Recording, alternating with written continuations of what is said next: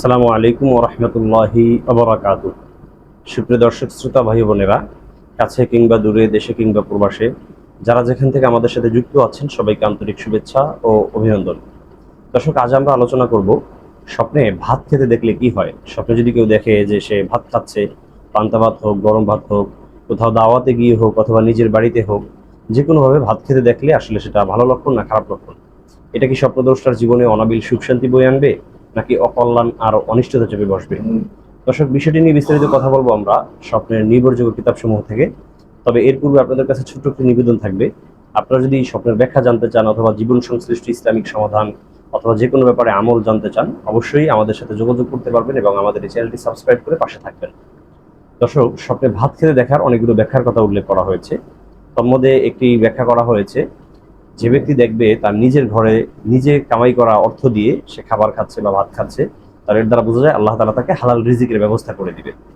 দ্বিতীয় নম্বর, যদি দেখে অন্য কারো বাসায় দাওয়াত খেতে গিয়ে অথবা অন্য কেউ তাকে এমনিতেই ভাত খাইয়ে দিচ্ছে, তাহলে সেটা মোটেও ভালো লক্ষণ না। এটা দ্বারা বোঝা যায় আল্লাহ তাআলা তাকে অর্থনৈতিক দুরবস্থায় ফেলবেন এবং অর্থনৈতিক সংকটের কারণে সে এক পর্যায়ে গিয়ে মানুষের কাছ থেকে অর্থ ধার করা হোক, খরচ করা হোক অথবা কারো কাছ থেকে হাত পেতে টাকা নেওয়া হোক, যে কোনোভাবে তার জীবিকা নির্বাহ করতে হবে। তৃতীয় নম্বর ব্যাখ্যা হলো, যদি কেউ নিয়মিত ভাত খেতে দেখে, তাহলে এর দ্বারা বোঝা যায় সেই মানুষের উপরে ব্ল্যাক ম্যাজিক, কালো জাদু, বান্টনা, কুফুরি কালাম বা এ ধরনের কোনো সমস্যা পড়েছে। অনেক সময় জিন ভূত দেওয়া জালিষ্ট নজর পড়ে, সেই সময় মানুষ এই ধরনের স্বপ্ন দেখতে পারে। যদি কেউ এই তৃতীয় প্রকারের সমস্যায় আক্রান্ত হয়ে পড়েন, বিশেষ করে ব্ল্যাক ম্যাজিক বা এ জাতীয় কোনো সমস্যায়, তাহলে অবশ্যই সেটা ট্রিটমেন্ট করতে হবে, চিকিৎসা করতে হবে।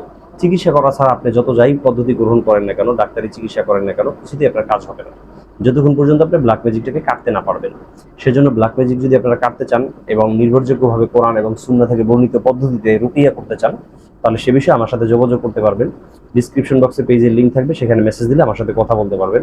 ইনশাআল্লাহ বিইজনিল্লাহ যে কোনো প্রকারের সমস্যার সমাধান আমার কাছ থেকে পেয়ে যাবেন।